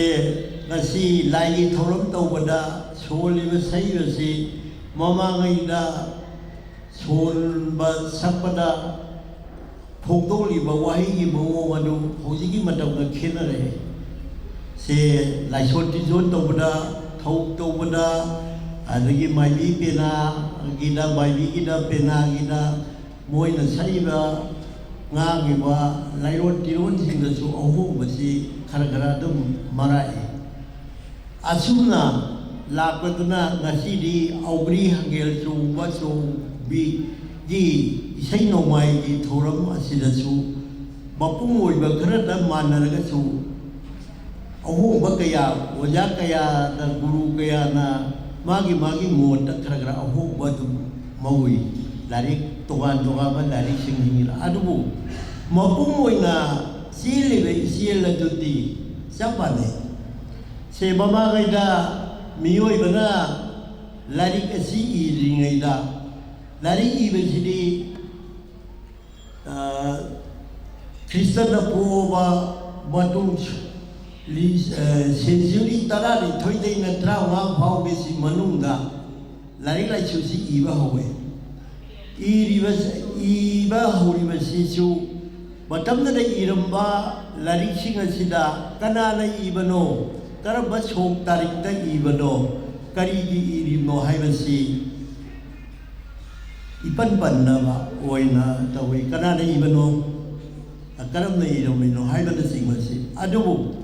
matamna da iromiba akwai hakna thamamba ariba akwai hojik thiknaiba nungda khakde uda khakte leirabaiba singa tu leidura kanana karino karba matamda ibano haibasi haidi adubu iromriba singa tu di yamna maru oiba ngasi bawa sugdrna leiraba amadi afaba wakhalon kayana punsatlaga semamba aduba albaina ibiro mangakani aduna century taramanga gi matungdadi akwai Manipurda Vaishnavism si lai lakpadagi dia abuka hena hanagi leiramiba akwai iriba kholiba sigi mawo saitagi mawo aduga saitada akwai sairengi pros gi mawo singa si amu su hena kongtokla khenaba hanadagi ude aduga matam amada 12th century na 15 bausi manungda iramba sing asidi kwa manada akoi kari haine moina hidak langthak hapaga madridri irambane khoi ngasi ari balaring ni buya da lay adu da lay na akoi na phangna ngasi inani ba pariba loksaliba nei ni bayam sing madam aduda irabasi kwa mana sidi da hidak langthak hapaga maital tengali haitare tengali si nei khairaga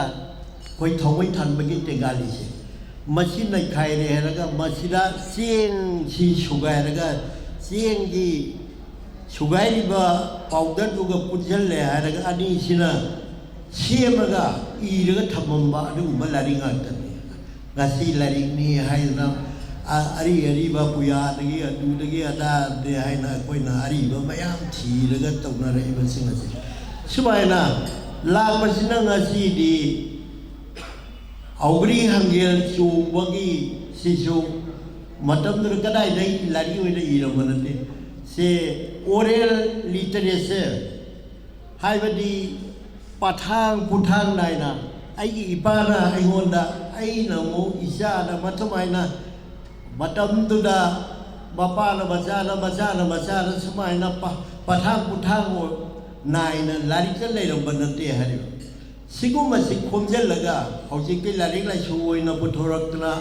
anova sabeta ge world sidadi aikhoina siguma ma leire ra uba phangi laibag yam pharabani koisi ngasi gi century sida hanagi record singasi phangma aduna Ougri Hangel Chongba si karam matamda sinabage hebo ningthauna ningthawi phambal tongbada Ougri Hangel Chongne aduga kenoda akogi yamna nungaiba lan ngamapagi matangda su Ougri Hangel si chongi nungaiba si chongi aduga harau kumai oina apawa nungaiba tanghalakpa dasu Ougri Hangel si chongi Ougri Hangel chongi si anaguna mafam matam naibagi mawongda wajah guru kerana iba lari lagi syuting ni ada bagi magi boleh ni ada Ougri Hangel lagi sini lera mehai ada lari kerana iba lari kerana aku nak kasi bidai na Ougri Hangel jogi besi luang iba kaku aduna bidai ni thau la laga tapi bidai ni thau baca masuk singa tabi na Ougri Hangel Chongba se luangi kanguna laga tabi bane na tamaina kongtok pa suyawe lari kaya aduna amabu oire yam kanaraba kanawatana thallaba adugumba makhanni Ougri Hangel ari hojigi matamdadi lai harau bada su yaushalle bagi matang ama asida natana thaban chongba su yaure adu tungda su haiba si mutana dum leiraga dabani aduna masire sida challiba khokjalasi aikoina nungda kari leiduge haiba se koina thijallaga masigi kanaba masigi nungge athasing asi aikoi bidai gi bioi singna natana bibum kutimon masigi athasing asi lokshnaba honaba tawani amandri darkar oyena khaje wafam sing asi ngasigi function asida agang sing asina subato kramai tawna performance pi bada Ougri Hangel asina karamaina chongba karamaina karma sathek laibe ba ulakba soi khoi yeminasi masi hajeraga mata asida ya kinjin jadi thank you to all.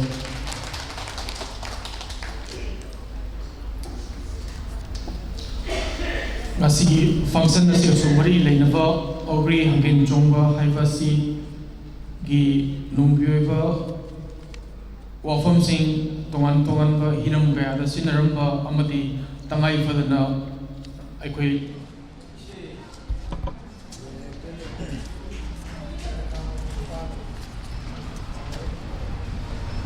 Ougri Hangel Chonggi maramda thoida ko wafam khara thambiramba gidamak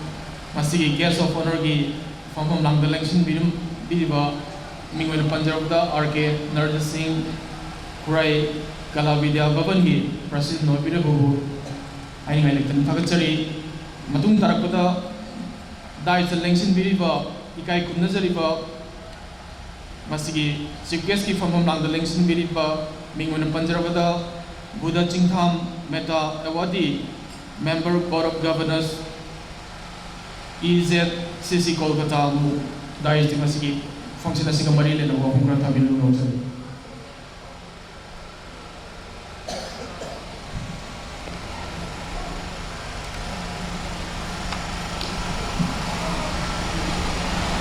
masi Some of our Foundation for Art and Culture, like something that is a pop kind of carnival. Listen, Manipuri Art and Culture, like Symmetry, Skin Makada, Tamsana, etc. Workshop, and Machina, Ocean, Program. Hangel, Ougri, Hangel, Chongba, Ougri, opponents of the university, as the election video, kind of result, TG Party President, Zab, Sri Sanjan, and so Similarly, Uzabu, Ocean, kind of Ocean, Melana. Sudariba, like Arabia, when the city, the citizens will be about in the Banjavada, Soka, Sing Ake, Emergency, Soka, Soka, Foundering City, what a Pundu Lake, Alavan, like Migrant City, Susan, Torrijari, when this is the Corona City. Kapal Pogaba Lake, the Yomusi electronic key, and the Iowa City. Masi, Texan of our Foundation for Art and Culture, Mapamasida, Sydney Basi, Yamna. Hindi alay public siyaw jibasi among the su tiji paki forum kaya sebol mangda Chongba mapagi complex atuja ay yaw basu unjake loina atopa jaga majisu ay yaw unjake and the Texan Gopal Foundation for Art and Culture Yamno serious over culturally organization.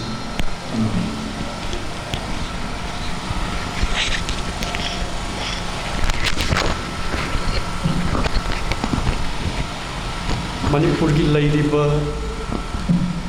culture organization की मनुंडा yamna vibrant over high performance organization amani aduga haiba lopasible singliba aigi marup PC Texan yamna Texan bochobi haina khnaba koja sisu yamna serious cultural worker amani bhagwa samaksu cultural workers and activists for Manipur ki yamna Chongba apex body to be executive member की मनुंडा अमा कोई बनी अम्मा culture serious होइबा culture भी यामलून खंजबा शरान तो अंतों यादबा मसाकी top spirit अमगलुना वाक्तो वा secretary ने अतुना हाइरिबा organization Cina तौरपा थबक Singh Sissu Yamna Marusangi Aduga Yamna One Togle Yamna Nungi Saklon Amadi Sakta Mama Yamna Toregi Adanga Singasima Production Sem Sariba Ougri Hangel Chongba Haibasimak Tongan different angle degi Yamna Nainaba Yaba Jictasu Sanhan Sutambique Quigojam Sutambique Adanamasi Lai Harabatisu Yamna Maru episode Amoy Yahweh Todi Paidana Lai Togi Magada Lai Bigi Magada Todi Silibata Tabayataba Kunjao the Shanaba Aduku Yamna Pajiba concept philosophy Su Lejaba Podamani Maroina Aikoiki Lai Harauba Heba Aikoiki a Chongba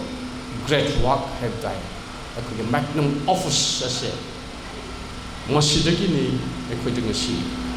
Loina Lai Basa Aikoiki Lai Haubasi Aikoi Mioi Bana and Dali Tarak Patagi Mioi Bana Pokpatagi Sibo Haubagi at Gumba Loina Pongo Patukumba Aikoiki a Chongba Wakamani Aduna Aikoiki Jagoi Aikoiki Maitei Jagoi Habasisu Shapmani Aikoiki Maitei Jagoiga Mapandi Jagoiga Atopa Jagoiga Henry Ibisisu Sidani Aikoiki Jagoi Dadi Aikoiki philosophy Aikoiki Yamna indigenous Oiba Aikoiki intellectual Oiba Adugumba Singatuna Big Tanba Adugumba Jagoi Mapalgi Jagoi Singada Tariba Mamiga Aikoiki Jagoida Ladiba Nungi philosophy Yauna Punsi Asi Hek Hobadagi Sibo Powbagi Adugumba philosophy Yauba Adugumba Jagoi Ado Aikoiki Jagoi Asin Aikoiki Jagoida Masama Tanta Yauzere Jagoi Aduda Isay Yaurakani Music Yaurakani Theater Yaurakani Kudimaksi Loina Yauba Adugumba Yamna Composite Oiba Adugumba Artamani Kogi Jagoyas Mapanga Quicker Canary Sidani Mapangi Hindustani classical music hero Nadraga Carnatic music hero Makoi sing a Siga Quaker Canary Basudani and Nadraga Katakali hero Katakali the Yauri was Katakali Manunda Shumnagi Theatrical Oiba a quick action cray Yauzabagi one. Aduga Equigi the Yoriba Sige am Satine Kene. Adugam composite Oiba, Adugumba Arne Heinrich Hindustani classical music is the Yaurisisu, a great Parsina Simba, Arvina Simba, influenced Torga, outside foreign influence is same Giba, Adugumba, highly emotional overtone Oiba, Adugumba post segment. Carnatic music, indigenous or intellectual, Haiziragasu, I quick at the same time, I quick Jagoida day. Only indigenous, philosophical, and intellectual. Pulsiki philosophy, Punamuxi, Jagoi Manunga Pongo Pongambase, I could use Jagoi Shigumba, Pritibi the lake. Katakalina Makogi, I could get theatrical expression, Kre Yaujabasu, I could use Jagoi the Yauriba theatrical expression, the Gihoraga, Kuting Maki. I could get Lai Haraubalgi Haidiba in a magnum offers near Haizeriba say, Lai Haraugi, Punsigi, Adugi, Kongsit Aduk, philosophy, Adu the Nutty, I could get music, I could get theatre, I could performance, Lady but Tongan, but cultural home singer Sigi, Adugumba, a Chongba, great Wakamani. I could get Lai Harauba was. Aduna, I could get folk dance can ba. I could lie around with the Yauriba, Atagumba dancing form, my biggie lady but dancing form, Asiga, Nasaki could lady but indigenous music, and indigenous musical instrument. I am singers interrelated by highly associated with Simeon sing si Uraga, I could get Jagoi, have a pot as the Yauriba said. Well, a very rich Kogi. Lai Yepugi. Then Isaigi, Jagoigi, Aduga theatrical expression, Maseko Yamna Inakuna, Yahweh Hebsi, Masana Taksiri. Aduna, Equina Equigi Jagoibu, Magi Mopop, Kahindana Kanba, Equina Equigi Jagoibu, Kutek, Satek Kahindana Tamba Hebse, Masi. I could identity kanba, I could culture kanba, I could tradition kanba or bidori bune. Aduna nasai tonganba, I could pre-Hindu matam daga ba, I could yam original expression, then madudagi Hindu sampradayagi Hindu na influence toro matungda oirakiba akoigi ahalaman singna amuk sangat piramba ontok pa pajirol aesthetics ne yomlaba atugumba saklon amadamuk so akoigi jagoi si honga ibane maduna mapangi influence ma yawi harigasu mapangi natte creation dani aikogi oja guru sing adugi khusiam dani hajarolgi sathe ki mayam ama single ibase aduna aikogi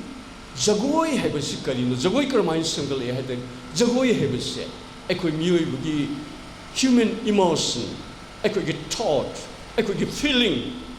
masak ubangam daba wakalu masak ubangam bro aikogi thought bu masak ubangam bro it's very abstract nature masigi asugumba masak ubang ngamdaba abstract nature asigu aikoigi ahalaman sing aduna panda aikoigi ho akchang through our body through our movement through our gesture khong khut mayam asina semgat pilame adusu karamba highly philosophical oiba movement mayam ama atai lamgi tori bisna jagoi hebse makoigi celebrate tonaba punsisi celebrate ton nungai na ba lang na ba chong na ba mayangi jagoi myam ubirma gele akoi jagoi na karigino sham tholiba akoi jagoi na sham na mengiba akoi jagoi na sarakpu matamda highly spiritual oire iba lining ga mari leina iba khong lebak tawo ta da budong ure iba punama asna akoi jagoi si prithvi da malim da phauri bane laibak thina aikogi phuruk asina yam tuson manson hingbo oiba aikogi political backing laitaba aikoi si mayam pomnaman yomsillaga aikoi si loisin gado yo honoi ba atugumba phuruk am oirubana phajjara ba khogi sukina khungraba aikoi culture se yam maning tamna malim da saka kaina leibiya basi ngamdabagi wani dubu tapna khanga ibane so marumaduna aikogi jagoi kandabiyati aikoigi indigenous forms sing asi kandaba yate aikoigi jagoi asidi aikoigi lamdam si oina mother of all art form umnamaki mama se aikoigi jagoi asneba ana aikoigi jagoi kanba ibsin aikoigi phurup kanbani aikoigi jaroi kanba ibsin aikoigi identity aikoigi culture kanbani habse aikoigi phurup asigi miyoi amamo oina pungning chena thajabiraga ngasi TG Foundation for art and culture tawiri bayam serious over promote preserve in the akoi popularization gi maiti jagoi da changsila ibase akoi pomnamak sogat pibadaka lei habasi thamjaraga thormasi mai pakpa poisino haina aina wish bijabagalin na punu konjar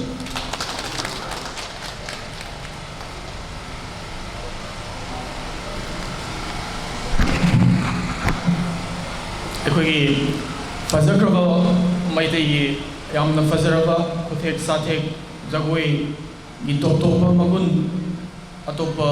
jati ga manadaba aikogi yamna fazaba chinglemba duga lai hakitagi su mari laina na dum mathang chatharakpa yamna fazaba art form asi yokhanna thamsi masina aikogi tungi lakaduri generation kaya da aikogi culture identity ngakpa haibudu masina oigani haibo wafam thambiramba oza Mingwan Panjarabada Sri Buddha Jingtham Meta Awadi Zabu Haini Laitana Tagachari Malyam Badongi Wafam Sing Aikoina Lokshanjari Aikoi Guru Singh Asigi Assistant Oina Asigi Loy function Asigi Training Asigi Mateng Pangbiba Guru Kara Aikoina Saktak Sava Aduga Makoi Kai Kumna Zabuchege Mingwen Panjarabada Yumlembam Ongbi Ranjana Devi Yumlembam Ongbi Toy Lema Hariba Guru Singasi Dice the Lengsin Bulgani Queni Kai Kumna Zavadu Uchari but did you forgive Valencia Sing Topiratuna Langan Fi Imadi kind of question of beginning did you forgive Secretary na Lengan fi kusina beginning. Aikoina Ozaguru Masakanga Makoi Buikai Kumna Vibesi Aikoi Yam Tai Fadava Taufadrava Dugumlava Lichalamani Odasing Masibu Koinikai Kumnazari.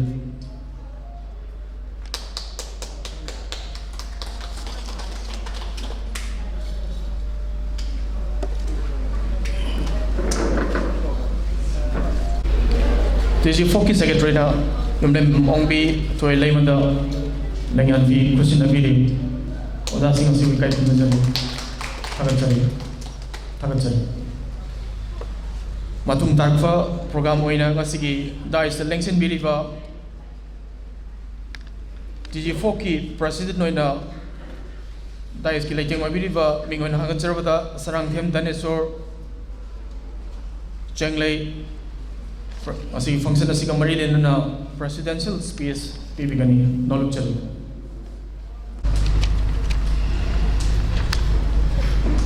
thoram Teklam Gopal Foundation for Art and Culture TG Folk haibisigi thoram limit kun gama thuini sumna pangthor gi lotion gi thoram masida masigi atoi ba pambam lang de lengsin bilwa mingwena panjarabada buta chingtham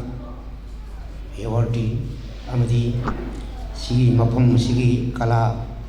vidya bhavan gi president mingwena panjarabada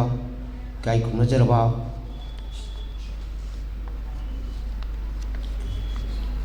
RK vijeji loina nang sigi thoram sida gi tingbang biriba paugi saptam lang biriba loina na paujil biraga leng birili to thauram sibo mapung phana leng birili ba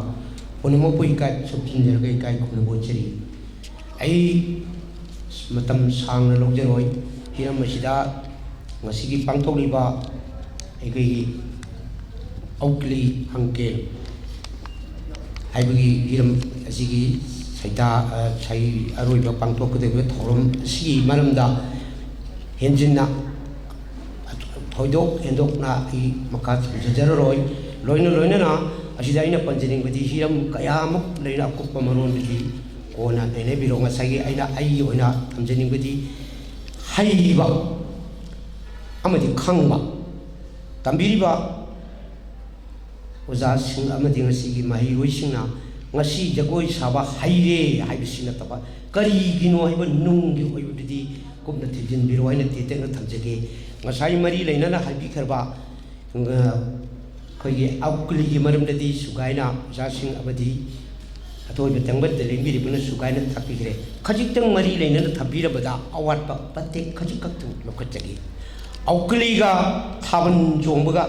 ani si nak yamna naksinai Ougri si thadok pa yadraba maitai khoigi chahi khudingi khunphamlenda lai haraubada to pasu ya yadraba dubraba jagogi khothik hodamani sigi matau tamnaka aikoina hojikti kan chalero mamang su panbi khraba thaban Chongba haibisida hana leramaga hojikka yamna khenabadi matamna ahonga porapane na thamjage maduda aina haibagi loroi aina thamjaningi badi thaban Chongba karino nungthinda chongasu nungthin chong haiti thaban Chongba mausa thabanda chongami ngasai wangang ni su kitang palpigre dholo ama jeiraga yam ten songami adu su dholo chong haite thaban Chongba janitor mayan thalaga chongchu janitor chong haite thaban Chongba hai adu di thaban Chongba bi sikarino haiba abadi soyen leirgani koirak kosilga thaban leidi mangal amabu phangnaba Chongba kanana chongiba inkhalariba sabi sanau oiba kyan Chongba thaban Chongba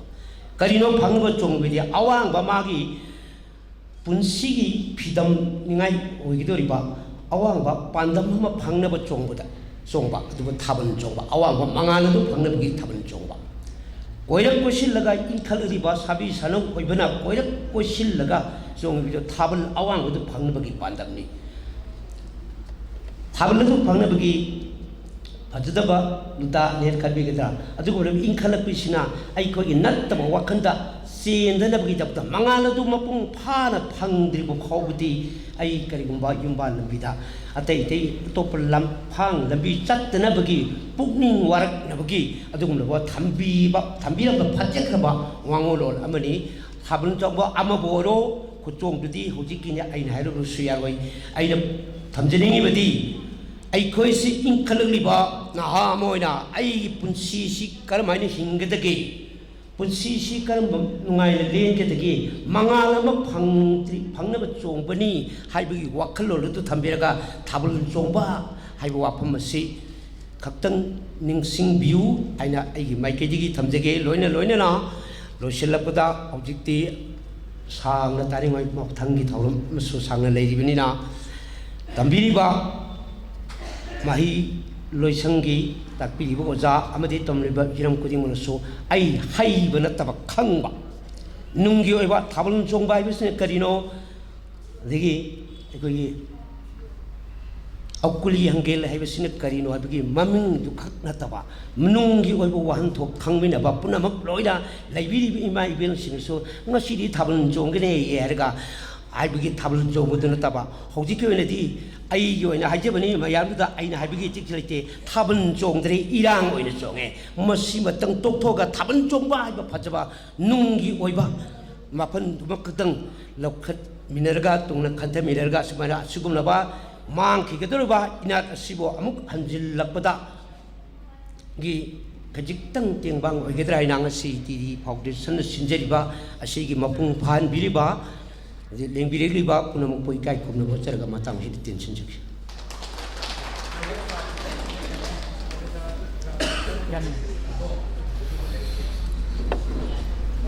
थागतचरी ओजा सरंगथेम Dhaneshwar चेंगले president TG फोक यामना फजबा वाफम अमखक लखचरबदा ओजाना थंबिरमबदा ngasiगी हरुकलिबा मिरोल सिंगना औग्री हंगेन चोंगबा हारिफासी हौजिकी मिरोल चनरिबा थाबल चोंगबा सिगा यामना मरी लेनबा नकनबा दु लई हारिफा सिगी नुंग्योइबा वखलोंसी हौगलकलिबा नहारोन सिंगना खंगना चलनसी मसिगी फजबा लौसी हाइबा वाफम थंबिरमबा याम थागतचरी मदुंग तरकपदा ngasiगी function असिगी लोरकपगी तंजा दुगा लोइना बोर्ड of thanks पीबिनबगीदमक टीजी फोक की फाउंडर एग्जीक्यूटिव माइबम सुरेन मितई लेंगसिन बीएससी बोर्ड ऑफ थैंक्स पीबिगनी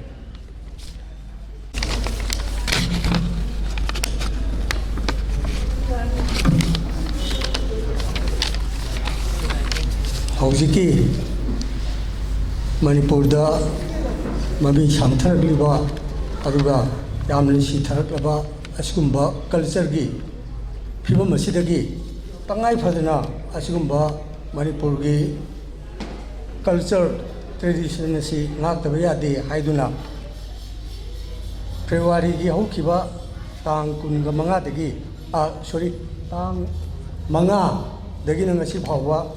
नुमित कुनगा माथोइनि चुमना चथरिबा एकोगी ट्रेनिंग कम प्रोडक्शन ऑन औग्री हंगेल चोंबी हारिबा हिरम सिदा अखोगी खुराइगी अखोगी कला विद्या भवन दा चथरिबा ट्रेनिंग सिगी लोइसिलपगी असुमलबा क्लोजिंग सेरेमनी असिदा अखोगी चिफ गेस्ट की फमम लांगदा लेंसिन बिरिबा हाइबदी अथोइबा मिथुंग लेलोइना श्री बुद्ध चिंगथाम मेटा awardee member board of governors eastern zonal cultural centre Kolkata ministry of culture government of India ओजाबो अखोगी TC फोक की माइकैदगी अमदी आई सामक की माइकैदगी इकाई खुनजबुगी लोइना ओजागी ममन यामनबा मतम काइथोकपिबगीदमक हवय चांग यावना थागत फोंदोकचरी अदुगा खबुरेल ओइना होगी ngasi तौरमसिदा लेंसिन बिरिबा Shri Sarangthem Dhaneshwar Chenglei president TC folk ओजाबुसु इकाई खुनजबुगी लोइना थागत फोंदोकचरी लोइना गेस्ट ऑफ ऑनर होइना हाइबदी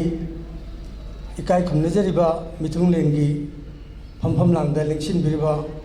ओजाबुसु टीसी फोक की माइकैदगी आई सामकी माइकैदगी thawai hachang yauna thagat pa phongdokjari loina numit kun ma thoi ni chumna mafam asida awa ana thidna thawai hachang yauna akogi training mayambu tambi takpiriba pajaguru sing adigi akoina asugumba mafam asibu waijanaba sizinanabada harauna biraiba akogi khuraigi akogi hall asigi akogi official sing unabuksu thagat pa phongdokjari loina aigi mangde lingsin biriba mi yamna natragasu lingsin birab khara asi maryam laba akogi machang oiba yamna maroiba akogi imai bel sidina waptane na lojaraga mayam punamuk pusu thagat pa phongdokjari loina masigi asum laba thawal masibo miyamda akogi pak sanna khangan bigedoriba electronics ki aduga print media ki akogi fraternity pusu TC4 ki madi ayang samuki maikaidagi thagat chabaga loina amukanna mayam punamuk thagat chaba phongdokjari harga matang swai sumte thinjari Tenbiriba dais lengsin biriba lakbiriba punamakpu thagat wahi thambiraba matungda asigi dais lengsin biriba ikai khumnazaraba sing dignitaries singna akogi aroiba asigi function asigi training asigi loisalakpagi training numit kun mathoi chumna training tar matungda masigi puthokkodoriba Ougri Hangel Chongbagi khuthek asi punna mieng taminaba dais lengsin biriba singna makhada lengthabiraga aroiba oina masigi function asigi tharomasi saruk yabiu haijabaga loinana masigi formal level function asi matang asida tension jari makha tana achamba sinjariba sing phangminabaga loinana makhada phambiraga dignitary singna mieng tabigani hello check hello